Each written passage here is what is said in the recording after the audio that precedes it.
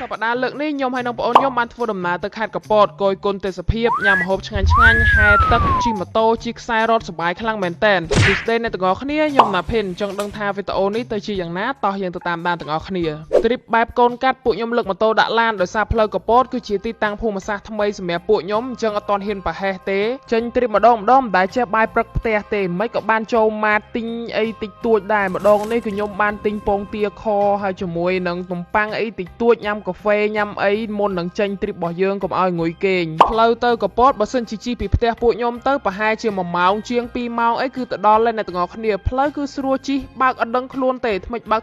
គឺមកដល់កពតបាត់មកដល់កពតគឺពួកខ្ញុំចាប់ផ្ដើមទៅ check in កន្លែងស្នាក់នៅរបស់ពួកខ្ញុំហើយពួកខ្ញុំគឺគេងបែបបឹងគីឡូអ្នកទាំងអស់គ្នាគឺទេសភាពគឺស្រស់ស្អាតហើយកន្ទប់គឺស្អាតខ្លាំងមែនតែនមកយប់តាម$20ទេនៅនេះទេសភាពជាប់មាត់បឹងនេះគឺពិតជាស្រស់ស្រាយខ្លាំងមែនតែននៅពេលដែលខ្យល់បក់មកគឺត្រជាក់ល្ហឹមតែម្ដងចំណែកឯឡានរបស់ពួកខ្ញុំវិញគឺពួកខ្ញុំបានសុំផ្ទះអ្នកភូមិនៅជិតនឹងផ្ញើហើយពួកគាត់គឺពិតជាចិត្តល្អខ្លាំងមែនតែនជួយពួកខ្ញុំតម្លាក់ម៉ូតូចុះទៀត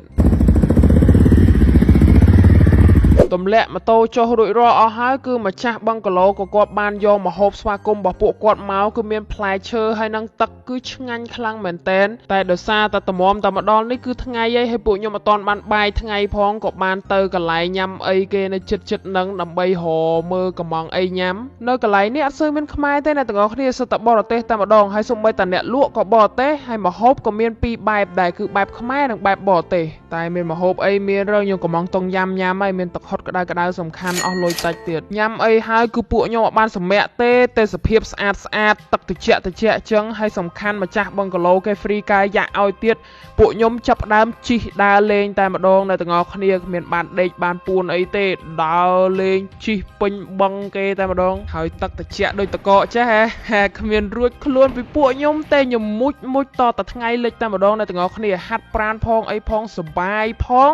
សំខាន់គឺបានរៀងស្អាតទៀតព្រះអាទិត្យក៏ចាប់ផ្ដើមរៀបលិចទៅពួកខ្ញុំអត់ឲ្យខាតពេលតន់ទេទៅមុជទឹករៀបចំខ្លួនដូរកៅអៅជិះម៉ូតូទៅញ៉ាំអីនៅលើទូកដើម្បីមើល7ពេកទូកនេះដែរបើសិនជាយើងកំងអីញ៉ាំគឺយើងអាចជិះ free អ្នកទាំងអស់គ្នាប៉ុន្តែបើសិនជាអត់ចង់កំងអីញ៉ាំទេម្នាក់តែ10000ទេអ្នកទាំងអស់គ្នាគឺអាចជិះបានតែម្ដងបើសម្រាប់ពួកខ្ញុំគឺខ្ញុំញ៉ាំបាយពេលយប់នៅនឹងហ្មងគឺកំងអីញ៉ាំហើយក៏បានទិញអីជប់តិចតួចដែលគេលក់នៅលើទូកនឹងដែរហើយខ្ញុំនេះវិញទៅណាក៏អត់ដាច់ពោះដែរបើចំណៃក្មេងឃើញក្មេងឲ្យនំញ៉ាំរហូតពេលដែលទូកចេញដំណើរគឺគេបានដាក់ភ្លើងរឹមពេលខ្លះគឺបិទភ្លើងតែម្ដងដើម្បីឲ្យរងឹតចឹងទៅមើលឃើញ7ពេកច្បាស់ទូកនេះគឺមានរយៈពេល2ម៉ោងនៅទាំងអស់គ្នាបន្ទាប់ពីខ្ញុំជិះចប់ហើយពួកខ្ញុំក៏បានជិះម៉ូតូដើរលេងពេលយប់ចឹងទៅម៉ោង10ពី10ឯងអត់មានតន់ចូលដេកពួនទេជិះម៉ូតូដើរលេងពេញហ្នឹងហើយក៏បានចូលម៉ាតទិញធូបមូសទិញរបស់អីញ៉ាំតិចតួចដែរដើម្បីទៅអង្គុយលេងនៅកន្លែងបឹងគីឡូយើងវិញយប់ជ្រៅហើយតែបារាំងអត់មានតន់គេងទេអ្នកទាំងអស់គ្នាខ្ញុំនឹងអង្គុយលេងមួយគេដែរបណ្ដោយដោយសារតែខ្ញុំចុះខេត្តច្រើនអញ្ចឹងគឺខ្ញុំអត់សូវមានពេលទិញកៅអៅទេអ្នកទាំងអស់គ្នាតែចេះសណាងដែរខាង Sendo គេមាន app មួយដែលយើងអាចចុចកំងទិញកៅអៅកន្លែងណាក៏បានជាពិសេសគឺនៅក្នុងឱកាសបុណ្យចូលឆ្នាំខ្មែរនេះដែរគឺខាង Sendo គេមានការបញ្ចុះតម្លៃរហូតដល់ 80% អ្នកទាំងអស់គ្នាសេវាកម្មដឹកជញ្ជូនគឺលឿនរហ័សទាន់ចិត្តអាចដឹកបានគ្រប់25ខេត្តក្រុងតែម្ដងអ្នកទាំងអស់គ្នាបើសិនជាចាប់អារម្មណ៍អាចចុចទៅលើ link download នៅលើ caption របស់ខ្ញុំបានថ្ងៃស្អែកឡើងបើកភ្នែកមកភ្លាមដាក់ពងក្រួយសល់ប្រយុទ្ធ 4-5 គ្រាប់សម្រួលសាច់ដុំសម្រួលអីតិចតួចហក់ទឹកប្រងតែម្ដងអ្នកទាំងអស់គ្នាដើរលេងអត់ឲ្យខាតទេមានទឹកឲ្យមុជឲ្យអស់ទឹកលុយមានអីឲ្យញ៉ាំឲ្យអស់ដៃតែម្ដងមុជទឹកហើយពួកខ្ញុំក៏បានចាប់ផ្ដើមរៀបចំខ្លួនរៀបចំអវ៉ាអវ៉ាន់សម្រាប់ការ check out ប៉ុន្តែអត់ទាន់ទៅភ្លាមទេគឺពួកខ្ញុំចាប់ផ្ដើមជិះម៉ូតូទៅរកអីញ៉ាំនៅកន្លែងទីរួមខេត្តកពតសិនបងឲ្យសុំ order មួយបងថ្ងៃទី2នេះសុំម្ហូបបែបបរទេសម្ដងហើយមានតាំងពីនំខេកដលងបារាំងហើយមានម្ហូបឥណ្ឌាគឺការីអីទៀតញ៉ាំអីចប់គឺពួកខ្ញុំជិះម៉ូតូឆ្លងពីកពតទៅខេត្តកែបអ្នកទាំងអស់គ្នាដើម្បីទៅជិះខ្សែរ៉តពេលមកដល់ក៏ខ្ញុំបានទិញទឹកញ៉ាំអីតិចតួចហើយយើងចាប់ផ្ដើមប្រតិបត្តិការជិះខ្សែរ៉តយើងតែម្ដង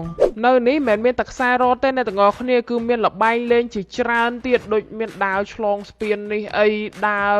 ជន់ខ្សែជន់អីសបាយខ្លាំងមែនតែនខ្ញុំជាមួយប្អូនខ្ញុំអត់ចេះខ្លាចខ្ពស់ផងចឹងទៅលេងរៀងលឿនពេកដើរទៅស្ងាត់អត់មានចេះស្រែកអីឡើងកាយរបស់ខ្ញុំហៅគ្នាគាត់ម្នាក់ទៀតឲ្យមកជួយធ្វើបាបនិយាយទៅល្បែងកំសាន្តទាំងអស់នេះបើសិនជាយើងចេះថ្លឹងថ្លែងគីឡូទម្ងន់ខ្លួនឯងក៏អត់មានធ្លាក់ទៅណាទេឲ្យតែយើងមានកម្លាំងដៃចាប់ទ្រទម្ងន់ខ្លួនឯងទៅវាបានហើយទេសភាពមើលពីលើភ្នំនេះមកវិញគឺស្អាតខ្លាំងមែនតើអ្នកទាំងអស់គ្នាទេសភាពបែបនេះគឺមានតែអ្នកឡើងខ្សែរ៉តទេបានយើងអាចឃើញបានដោយសារវានៅខ្ពស់ពេលដែលលេងអីចប់គឺពួកខ្ញុំធ្វើដំណើរពីកែបមកកពតគឺមកបឹងគីឡូរបស់ពួកខ្ញុំវិញមកអង្គុយញ៉ាំអីផឹកអីនិយាយគ្នាលេងមើលថ្ងៃលិចចឹងទៅ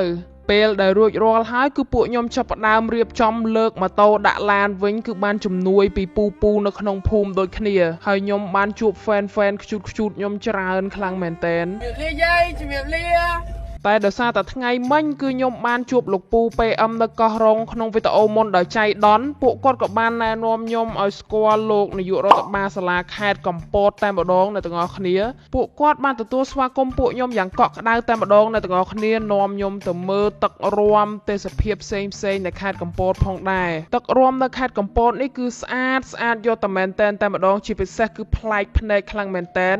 ទឹកនេះគឺរាំតាមភ្លេងដែលញាក់គឺទឹកនេះចាប់ផ្ដើមញាក់តាមហើយជាពិសេសគឺផ្លាស់ប្ដូរពណ៌តាមបទចម្រៀងតែម្ដង